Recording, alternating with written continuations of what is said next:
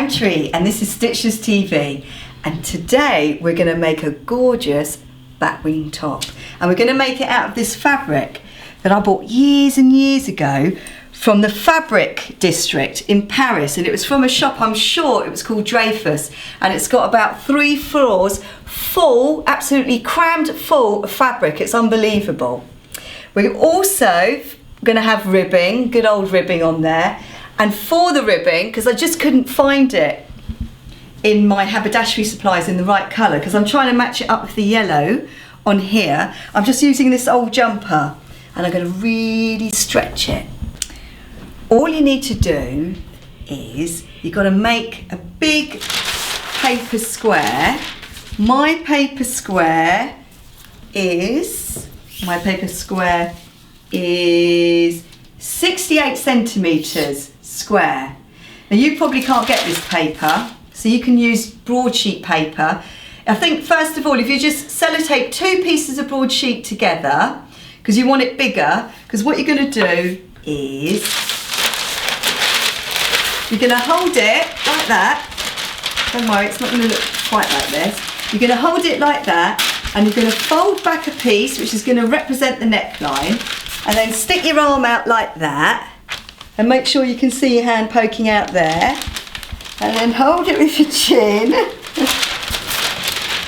and then fold back the bottom to where you want the length to be. Okay, now I want the bottom of it to be quite slouchy, okay, so I'm making it much wider than my hip size. So you take that and transfer it to your fabric. Now for me, I've got lines on my fabric and I want those lines to go diagonally. So what I'm doing is I'm going to have it so it fits into the corner here. Now I don't know if I said this, but you need 2 meters. 2 meters of a fabric that's about 1.5 meters wide. So you've got your scissors ready. So basically we're just going to cut that shape out, but you're going to stop at this point and you're going to stop at that point, which is actually the edge of the neck. Do not cut along there. When you get to the neck, remember, you stop. Do not cut across there. And then you just start coming up. Now you should be able to do this with your naked eye. And I'm going to come up on the other side as well, making sure that I'm going straight. Okay, do it really, really long, because if you do it really, really long, then you can always cut it off afterwards. So going all the way up there. Can't go any more because I'll run out of material.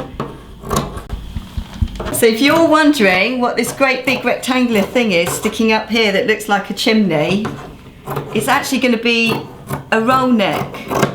But it's not going to be as long as this because it's going to get folded back. Look. It gets folded back and then it goes all slouchy. So you should end up with this, a lovely boat looking thing. No. Right, this is going to be the roll neck, which will be folded down. Now because we haven't used a pattern, obviously it's not going to be straight, so I'm just going to very quickly trim off that, like that. This part is going to be the shoulders. There, your kind of little bit of batwing sleeves, and then this part is going to be where your hips will go. So what we're going to do, what are we going to do? We've got our boat, we've got the chimney, we've got our top, and we've got our roll neck. We just simply stitch up that seam there, and stitch up that seam there. But you know what?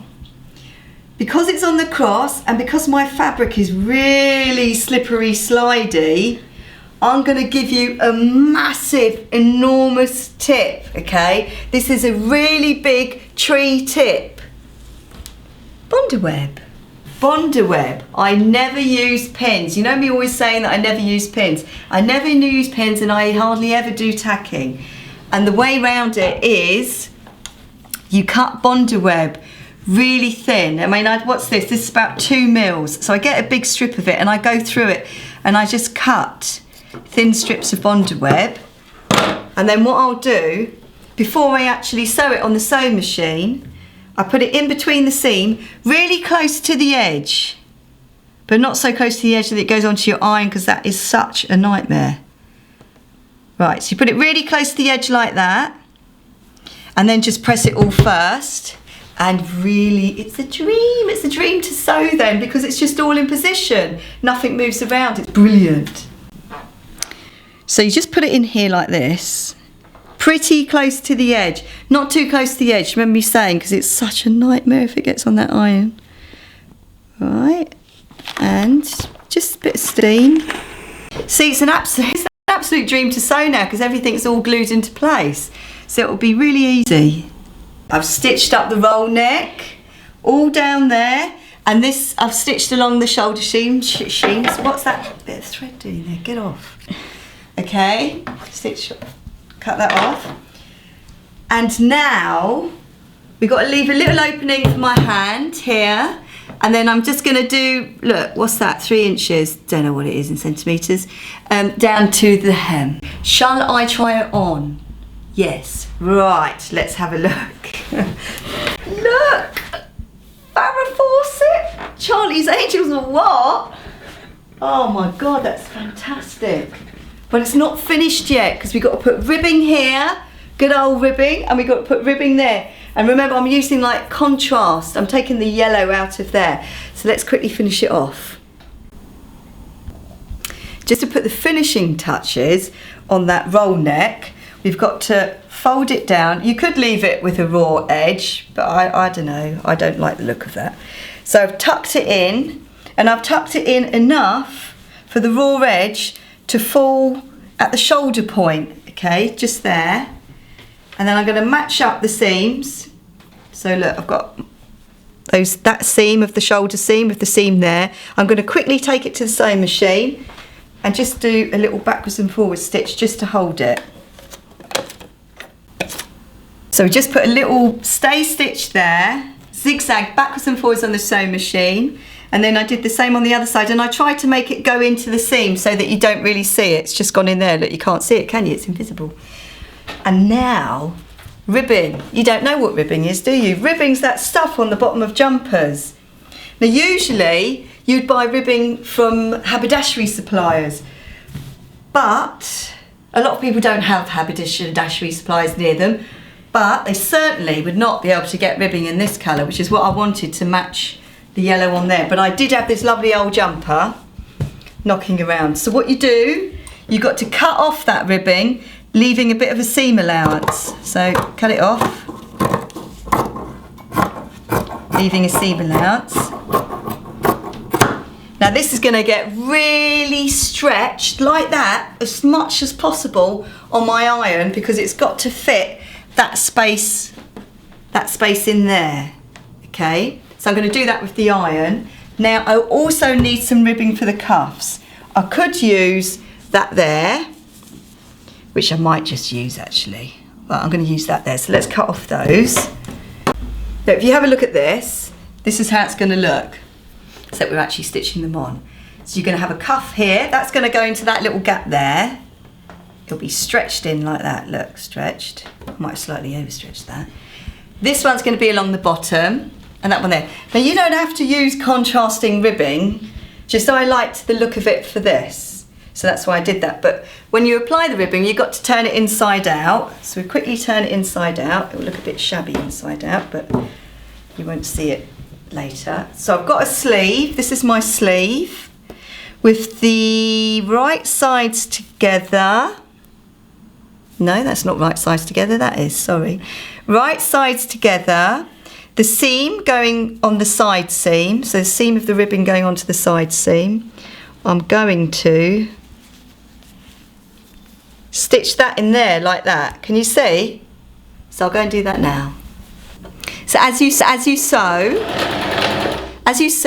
you've got to stretch to make it fit. Now the cuffs are easy because look, you're dealing with a small space. So I've got it all in there and I'm stretching it out like that. Look, got it all in there, and then off I go, all the way round. Seams pushing towards the back, like that.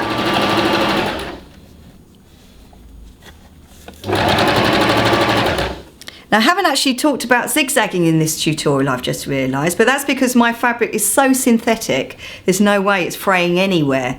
But obviously, if you're using a fabric that does fray, then you are going to have to zigzag. To make my life easier, I've folded over the waist, and I'm just putting a little notch to signify the centre front and the centre back, and I'm going to do the same to my bit of old ribbing, which is a bit more difficult because it's really curly. So go like that and uncurl it. And the reason why I'm doing that is because that's quite a long distance for you people that haven't sewn much before to do all in one go. But if you notch the centre, then you can go from the centre front to the side seam, take a break, and then if you think you can carry on, keep going to the centre back, take a break, and then go to the side seam. So I'm starting at the centre front, remember, off I go, and I'm pulling the ribbing, not the top. Well, I'm getting tangled actually. I'm pulling the ribbing, not the top, and this side seam is going to meet the side seam of that top. This is really important. When you do take your ribbing from a jumper, as opposed to buying ribbing from haberdashery suppliers, so that people don't realise that we've actually nicked it off a jumper, if you come and look, I always sew exactly or more on the ribbing side, but definitely don't show this stuff, because then otherwise it just looks like you've nicked it off a jumper again. So look, I go all the way along. You ready to have a look? Shall we have a look? Cut off all my threads. Hopefully it will look great. This is it. This is it. It is really fantastic. Look at that. Batwing sleeves. Okay. Beautiful cowl neck. Like that, Kylie Minogue styling. Beautiful. And you can use anything, so long as it has a little bit of stretch in it. But you know what, if you use something that didn't have stretch in it, then it would have much more of a kind of futuristic yesterday's tomorrow look, because it would be much more structured and sculptural looking. But I couldn't decide this morning if I was going to make it out of this, which would make it look more like a jumper. I've got the ribbing, look, see here's my ribbing. If I did, I was going to make it look like a sweatshirt, a slouchy sweatshirt, so I would use ribbing around the neck like that. But, as you can see, I use this. It looks fantastic.